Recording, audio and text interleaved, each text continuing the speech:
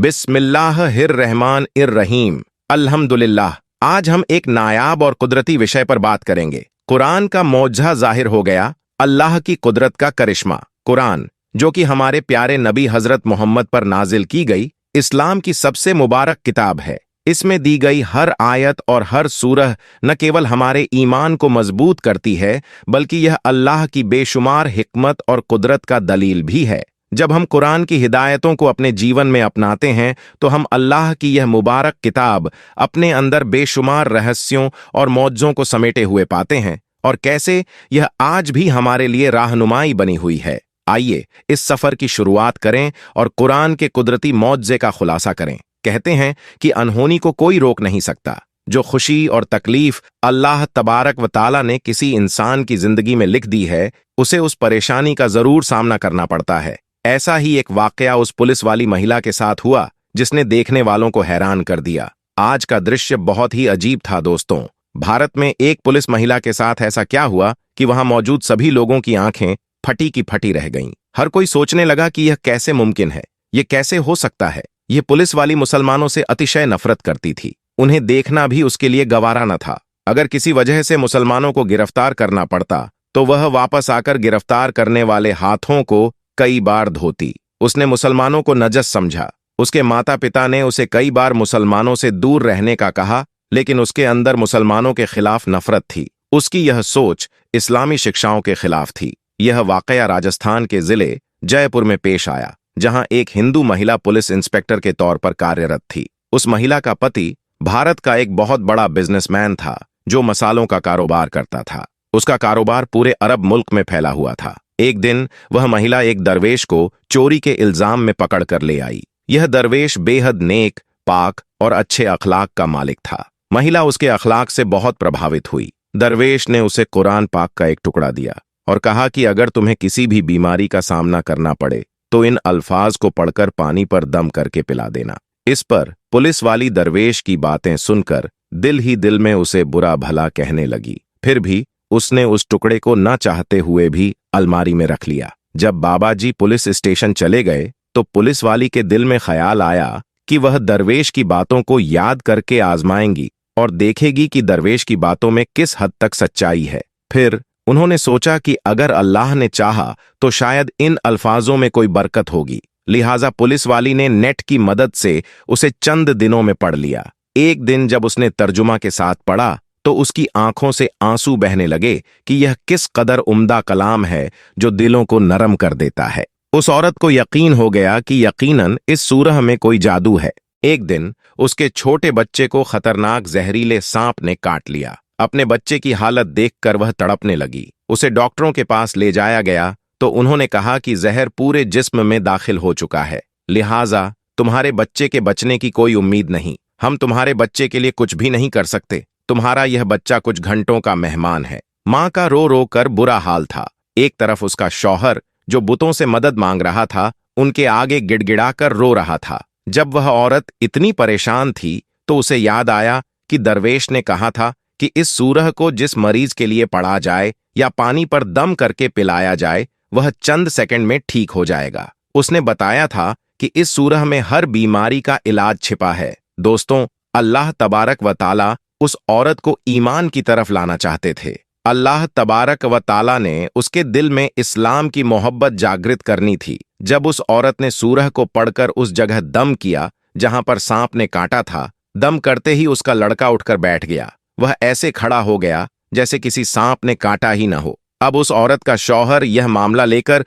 उसके पास दौड़ता हुआ आया और कहने लगा, डॉक्टर, हमारे बच्चे को ठीक न कर सके। तुमने ऐसा क्या अमल किया था कि यह बच्चा ठीक हो गया? उसने कहा, कुछ भी नहीं, बस एक सूरह है जो हर बीमारी को ठीक कर देती है। वह सूरह मुझे याद थी। मैंने उसे पढ़कर बच्चे पर दम किया और उसका पानी पिलाया, तो देखो, हमारा बच्चा हमारी आंखों के सामने ठीक हो गया। अब उसका शौहर खुश होने की बजाय उससे नाराज हो गया। गुस्से की हालत में वह बुरा भला कहने लगा। इस आदमी को इस्लाम से नफरत हो गई। बीवी की बातें सुनकर उसे अपनी बीवी से नफरत हो गई। वह बीवी से कहने लगा, अगर मैंने दोबारा तुम्हारे मुंह से यह सूरह सुनी, तो मुझसे बुरा कोई नहीं होगा। इस सूरह का मौजल देकर उस औरत के दिल की दुनिया ही बदल गई। फिर अल्लाह तबारक व ताला ने उसकी किस तरह मदद की, यह भी बड़ा ईमान अफरोज है। अल्लाह ने उसकी दुआ और सच्चे ईमान को सुन लिया, जिससे न केवल उसके बच्चे की जान बच गई, बल्कि उसके शौहर के दिल में भी इस्लाम की रोशनी भरने का इंतजाम किया। जब उसका शौहर परेशानी की वजह से चहलकदमी कर रहा था,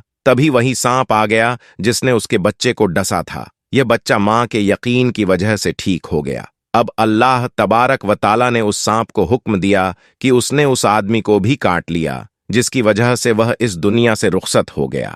औरत ने पुलिस की नौकरी छोड़ दी और शौहर के कारोबार को संभालने लगी। कारोबार का तजुर्बा न होने की वजह से 1 साल के अंदर उस औरत का सारा कारोबार तबाह हो गया। उसकी फैक्ट्री और घर नीलाम हो गए। वह औरत बेहद परेशान रहने लगी। उसने अपने दिल में सोचा, मैं सूरह फातिहा की तिलावत करती हूँ, हो सकता है मेरी तमाम परेशानियां खत्म हो जाएं और मेरे माल में भी बरकत हो जाए। अब उस औरत ने दिन रात उस सूरह की तिलावत करना शुरू कर दिया। वह उठते बैठते उस सूरह की तिलावत करती। उसे उस सूरह पर यकीन था कि उसके घर के हालात बदल जाएंगे। दोस्तों, जब कोई बंदा अल्लाह तबारक व ताला से उम्मीद लगाता है तो अल्लाह तबारक व ताला अपने बंदों की दुआओं को रद्द नहीं करता। अल्लाह तबारक व ताला अपने बंदों को मायूस नहीं करता, बल्कि उनके लिए अपने खजाने के दरवाजे खोल देता है। 7 दिन के अंदर उस औरत को खुशखबरी मिली कि उसके कारोबार को संभालने के लिए उसके शौहर का दोस्त आ रहा है, जो अमेरिका में उसका पार्टनर था। उस औरत के पास आकर कहने लगा, आप फिक्र न करें, वह मेरे भाई की तरह था। मैं आप लोगों की मदद जरूर करूंगा, आपकी तमाम मुश्किलात दूर हो जाएंगी। फिर उस आदमी ने उस औरत का कारोबार संभाला। देखते ही देखते उनके हालात पहले की तरह हो गए। एक दिन वह औरत सूरह फातिहा की तिलावत कर रही थी तो उसके शौहर का दोस्त कहने लगा, आप यह क्या मंत्र हर वक्त पढ़ती रहती हो? उसने बताया, यह मंत्र नहीं बल्कि मुसलमानों के कुरान ए मजीद की एक सूरह है। फिर उसने उसे बताया कि इस सूरह की वजह से किस तरह उसका बेटा ठीक हुआ। उसके शौहर का दोस्त कहने लगा, आप मुसलमान क्यों नहीं हो जाती? जिस कुरान ए मजीद की एक सूरह में इस कदर बरकत है, पूरे कुरान ए मजीद में किस कदर आफियत होगी। उस औरत ने कलमा पढ़ा और वह मुसलमान हो गई। फिर उस आदमी ने भी कुरान ए मजीद पर सर्च करना शुरू कर दिया। उसने कुरान ए मजीद पर बहुत ज्यादा तहकीक की। कुछ महीनों के बाद वह भी मुसलमान हो गया। फिर इन दोनों ने शादी कर ली और हंसी खुशी जिंदगी गुजारने लगे। दोस्तों, कुरान ए मजीद की वह सूरह जो औरत पढ़ती थी, यह सूरह फातिहा की फजीलत है, जिसकी वजह से उसकी जिंदगी बदल गई। दोस्तों, सूरह फातिहा की बेशुमार फजीलत है। एक दफा हरे अकरम सल्लल्लाहु अलैहि वसल्लम ने उबय बिन काब को जो कुरान थे, उन्होंने फरमाया, क्या आप यह पसंद करते हैं कि मैं आपको एक ऐसी अजीम सूरह लिख दूं कि उस जैसी सूरह न तो तंजील में और न जाबुर में नजर आएगी? उबय बिन काब ने कहा, जी अल्लाह के रसूल, हमें सिखाइए। आप सल्लल्लाहु अलैहि वसल्लम ने फरमाया, तुम नमाज में कैसे कयाम करते हो? तो इसके बाद उबय बिन काब ने सूरह फातिहा की तिलावत शुरू की। आप सल्लल्लाहु अलैहि वसल्लम ने फरमाया, यही कुरान ए पाक की अजीम सूरह है। हुजूर अकरम सल्लल्लाहु अलैहि वसल्लम ने फरमाया, अल्लाह तबारक व ताला फरमाता है, सूरह फातिहा मेरे और मेरे बंदे के दरमियान 2 हिस्सों में तकसीम की गई है। इस सूरह का नाम सूरह ओ शफ़ा भी है। लिहाजा अगर बिच्छू या सांप वगैरह ने काट लिया तो सूरह फातिहा को पढ़कर उस जगह दम किया जाए